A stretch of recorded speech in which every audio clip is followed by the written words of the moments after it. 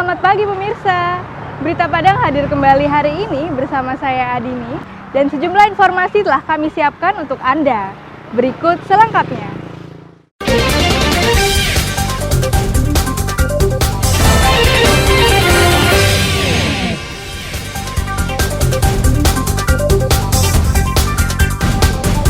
Gunung Merapi erupsi sebanyak 2 kali.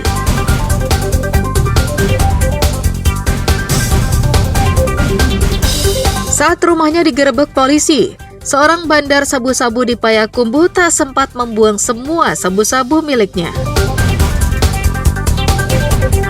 Masalah infrastruktur jalan menjadi pengaduan umum masyarakat kepada anggota DPRD Sumatera Barat.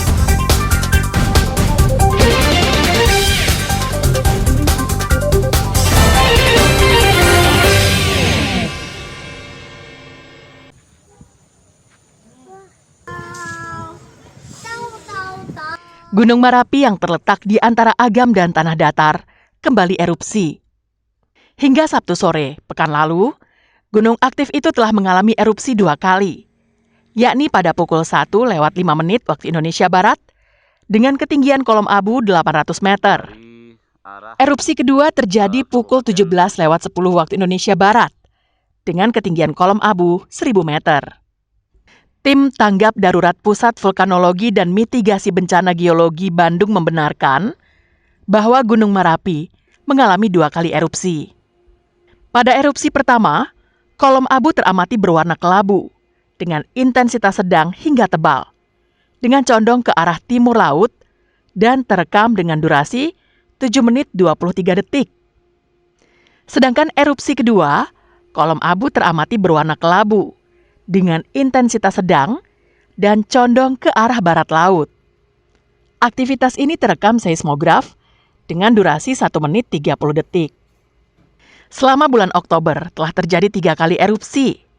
Yang pertama, tanggal 23 Oktober dini hari, dengan ketinggian kolom abu mencapai 800 meter dengan arah angin ke arah barat laut. Bulan Oktober ini sudah terjadi 3 kali letusan. Pertama pada tanggal 23 Oktober pukul 01.39 waktu Indonesia Barat dengan tinggi kolom erupsi 800 meter mengarah ke selatan. Dan yang kedua terjadi pada tanggal 26 Oktober tahun 2024 pukul 13.05 waktu Indonesia Barat dengan tinggi kolom erupsi 800 meter dan abu condong ke arah timur laut. Petugas Pusat Vulkanologi dan Mitigasi Bencana Geologi, Pos Pengamat Gunung Api mengimbau masyarakat tetap waspada dan mematuhi rekomendasi untuk tidak melakukan kegiatan di dalam wilayah radius 3 km dari pusat erupsi atau Kawah Verbik Gunung Merapi. Dina Amrina melaporkan dari Bukit Tinggi.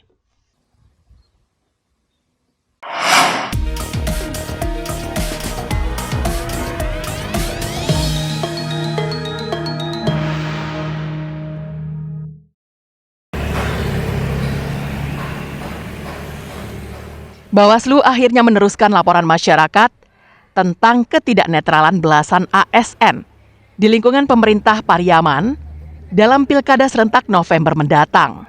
Pihak Bawaslu bersama pelapor mendatangi Polres Pariaman pada Sabtu petang pekan lalu guna meneruskan hasil temuan dugaan pelanggaran pidana pemilihan.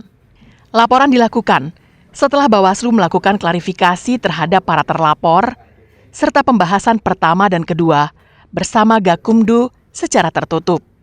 Laporan ke Bawaslu sebanyak 15 ASN yang tidak netral karena diduga mendukung salah satu pasangan calon wali kota dan wakil wali kota Pariaman. Mereka tergabung dalam sebuah grup media sosial dan aktif menyatakan dukungan kepada salah satu pasangan. 10 diantaranya diteruskan ke polisi dan Badan Kepegawaian Negara Republik Indonesia karena adanya dugaan pelanggaran pidana pemilihan dan pelanggaran netralitas ASN. Sedangkan 5 ASN lainnya hanya dilaporkan ke Badan Kepegawaian saja karena diduga hanya melanggar netralitas ASN.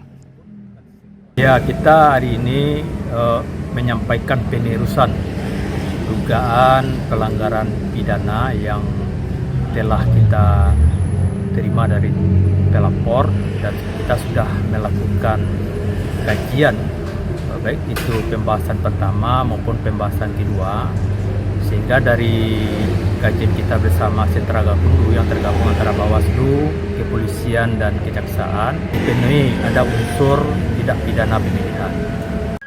Yang menghebohkan dalam kasus ini, para ASN yang terlapor itu memiliki jabatan strategis di pemerintah Pariaman. Untuk menentukan adanya dugaan pelanggaran pidana, polisi diberi waktu selama 14 hari kerja untuk melakukan penyelidikan dan penyidikan sesuai dengan Undang-Undang Pemilu.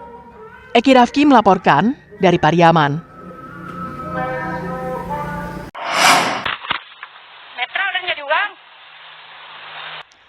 Menjelang hari pemungutan suara Pilkada serentak tanggal 27 November 2024, suhu politik terasa cukup panas.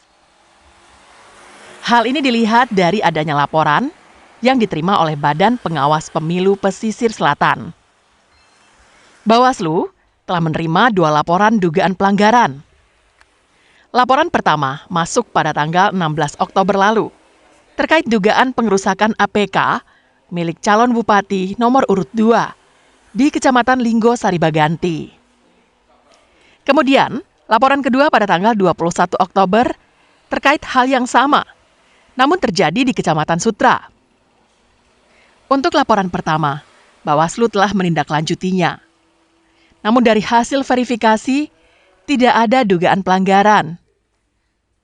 Pada laporan kedua, saat ini Bawaslu sedang melakukan peninjauan dan melakukan verifikasi terhadap pelapor dan saksi-saksi terkait dugaan pelanggaran pengerusakan alat peraga kampanye.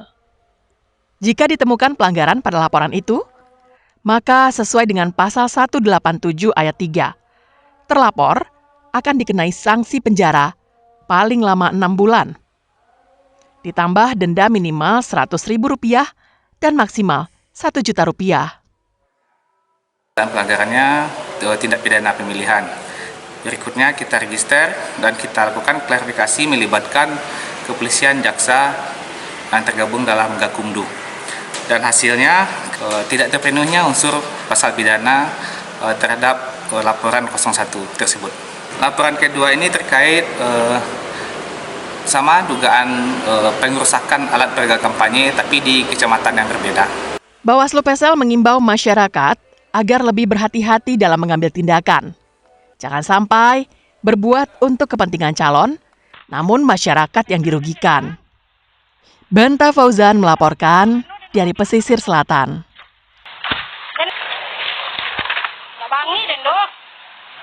Tapi secara sehat.